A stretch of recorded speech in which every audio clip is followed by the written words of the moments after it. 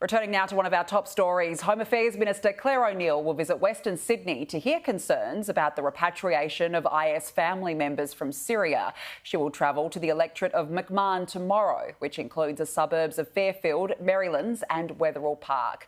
Joining me now live is Shadow Home Affairs Minister Karen Andrews. Thank you for joining us. Do you welcome this planned visit by the Minister?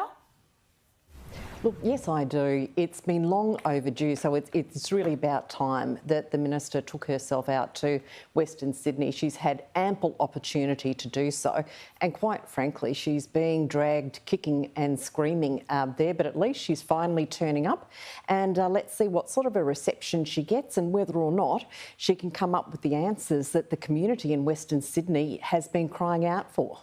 Well, we know that community members and mayors in particular have raised a number of concerns. Are you satisfied enough that security measures are in place? No, I'm not. And I think that there's been a stony silence from the government on this particular issue. They were happy to let stories run early in the piece about the prospect of women and children being repatriated from Syria. And then they've ducked and weaved, failed to turn up, disappeared, gone overseas, decided that they're not going to talk to anyone. If this was such a good decision, why have they not been out there advocating for it and explaining to the community how they are going to be kept safe and why this was such a good decision? Now, it's the government of the day's decision to determine whether or not they're going to bring back the wives of ISIS terrorists. That's entirely up to them to do, but they need to be accountable for their actions. But quite frankly, every time you ask a question of the Minister, all you get is indignation as if no one should be questioning any of her decisions. Now, that's not what sensible debate should be all about. Well, Clare O'Neil, though, says that these families have rigorously been cleared by security services. So why is it not enough to trust Australia's law enforcement and security agencies on this?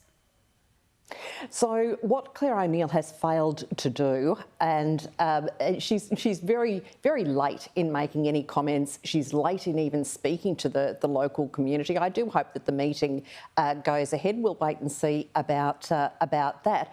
But she has failed to disclose to the communities what surveillance is actually underway for these women. What are the security measures that are there? There's just been a stony silence. So does this mean that there's no security measures, that these women are now at large, can do whatever they want? If that's the case, at least be upfront and say that that is the case and explain why there is no need for them to be under surveillance. But if they are under surveillance, there needs to be at least a reassurance to the public that that is in fact the case and that the community is safe.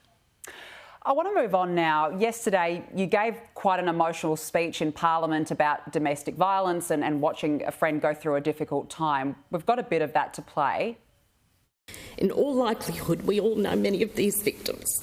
And unfortunately, I'm one of the people who has had to wait for text messages to come in and phone messages to come through. And the phone calls are much worse. Wondering if someone that you love is still alive. And it is in the time that I have left in this place, however long it might be, I will dedicate myself to working to stop this violence. I'm really sorry.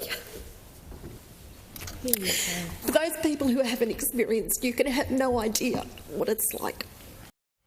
How important was it for you to make that speech? Well, can I say that I didn't expect that it would go down that particular pathway. I had a prepared speech and I was doing quite fine until it got to the point where there was a line about everyone knows someone who has been affected, and very sadly that is true. And for some people, they know more than one person who has been impacted. Look, domestic violence is it's just terrible. There are just no words to describe domestic and family violence, the impact that it has on women, on men, on children, on the rest of the community, on people who love those who are affected.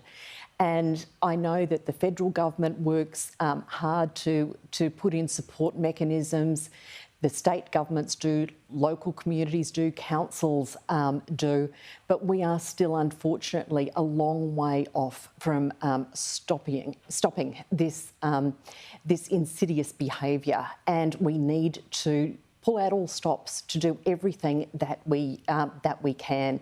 It's devastating, and to be sitting on the sidelines, you know, as a bystander, you know, quite helpless. In some cases, it's very hard. It's incredibly hard for the people who are affected by it, and we all should be doing all that we can to change the way that society responds, because this is just not good enough for this to continue. Yeah, an important conversation to be had. Karen Andrews, we have to leave it there. Thank you so much for joining us. Thank you.